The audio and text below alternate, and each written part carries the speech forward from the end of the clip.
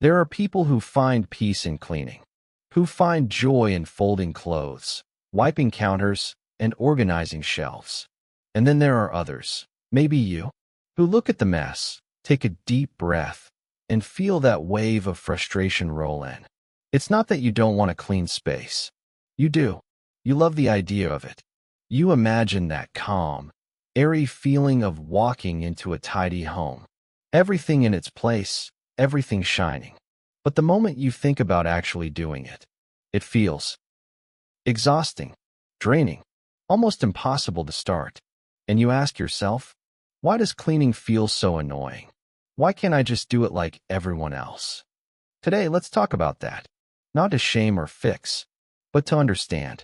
Because the psychology of cleaning or hating cleaning isn't really about mess.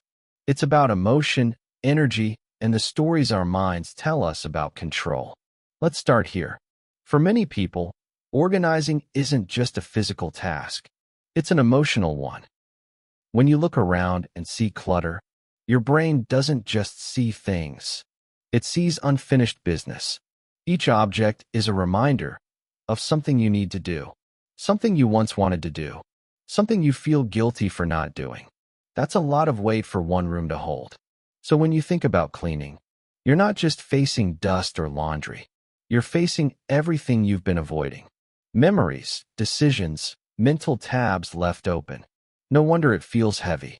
It's not laziness. It's emotional overload. Psychologists call this decision fatigue. When your brain gets tired from making too many small choices. Every item you touch while cleaning asks a question. Keep it or toss it. Where does this go? Should I deal with this later? Each of those micro decisions drains mental energy. So by the time you start cleaning, you're already exhausted, not physically, but mentally. And if you're someone who already deals with stress, anxiety, or a busy life, that added mental demand feels unbearable. So your mind chooses the easier path, avoidance. Not because you don't care, but because you're protecting your limited energy. There's another layer too, control. For some people, cleaning represents control. It's their way of bringing order to chaos. But for others, it feels like pressure. Another demand from a world that already asks too much. If your days are filled with rules, responsibilities, and expectations, the idea of now I have to clean might feel like one more burden. On top of everything else, your brain quietly says, I've been performing all day. I just want freedom now. So instead of organizing, you scroll your phone, lie down, or do something spontaneous. That's not rebellion. It's emotional self-preservation.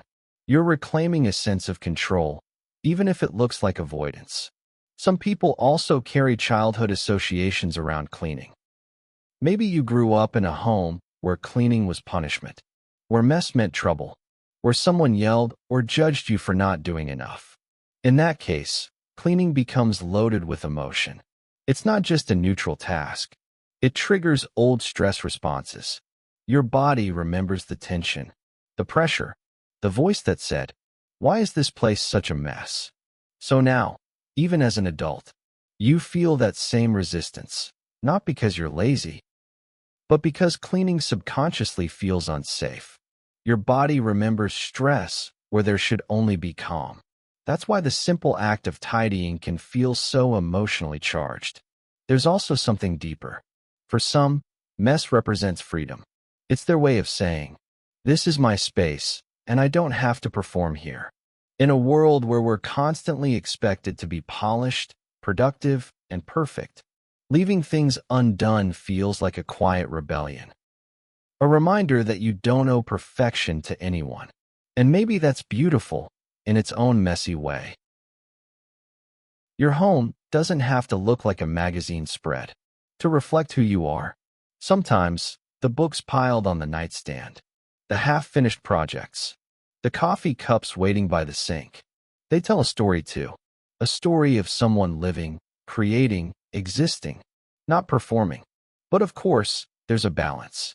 Because while mess can feel freeing, it can also create background noise in your mind. When clutter builds up, your brain stays subtly alert. It keeps processing visual information, even when you think you're ignoring it. That's why messy environments often make people feel more anxious or restless. Your brain is quietly trying to solve problems it can't fix right away. So the tension builds. You want to rest, but your surroundings whisper, you still have things to do. This internal tug-of-war between wanting peace and wanting freedom is at the heart of why cleaning feels so annoying. You're not just fighting with dust. You're negotiating with your own emotional needs. Some people thrive on external order. They feel safe when their environment is clean. Others thrive on internal order. They feel safe when their mind is free, even if the space around them looks chaotic. Neither is right or wrong. They're just different forms of balance. The problem comes when your external and internal needs don't align. When your messy space starts to weigh on your mind, but your tired mind can't find the energy to clean. That's the loop so many of us fall into. A cycle of guilt, avoidance, and frustration. And every time you tell yourself, I should be cleaning, you pile one more layer of shame onto an already heavy feeling. So instead of making you motivated, that shame just makes you freeze. In therapy, they call this the freeze response. When the body shuts down instead of acting. It's not laziness. It's your nervous system saying, this feels too overwhelming right now. So what if, instead of judging yourself, you asked a gentler question? What am I really feeling when I look at this mess? Is it guilt? Is it fatigue? Is it the weight of too many choices? Or maybe it's grief. Because organizing sometimes means letting go of things you're not ready to release. Every drawer, every shelf, every object carries a small emotional thread. No wonder it takes so much out of us. And then there's perfectionism, the quiet villain behind so many undone tasks. If you've ever told yourself, I can't clean until I have a full day, or I'll organize when I can do it properly, you've fallen into the perfection trap. Perfectionism convinces you to wait until conditions are ideal, but ideal never comes. So the mess stays, and with it, your frustration. Sometimes, good enough is the secret key to peace. Folding half the laundry, clearing one corner of the table, doing something small, not everything. Because progress, even tiny, is a form of self-respect. You don't need to earn your peace. You can create it, little by little. Let's also acknowledge something most people don't talk about. Energy cycles. Our motivation ebbs and flows. There are weeks when cleaning feels easy, and weeks when even brushing your hair feels like effort. That's normal. Your energy isn't a fixed resource. It's emotional currency. And cleaning, believe it or not, spends a lot of it. So when you can't bring yourself to tidy up, it's not because you're broken. It's because your emotional wallet is empty. You're saving your last bit of strength for things that matter more. Work, family, survival. And when you finally refill that energy, through rest, laughter, or small victories, you'll find that cleaning suddenly feels easier. Not because the mess changed, but because you did. Sometimes, we underestimate how much self-worth plays into this.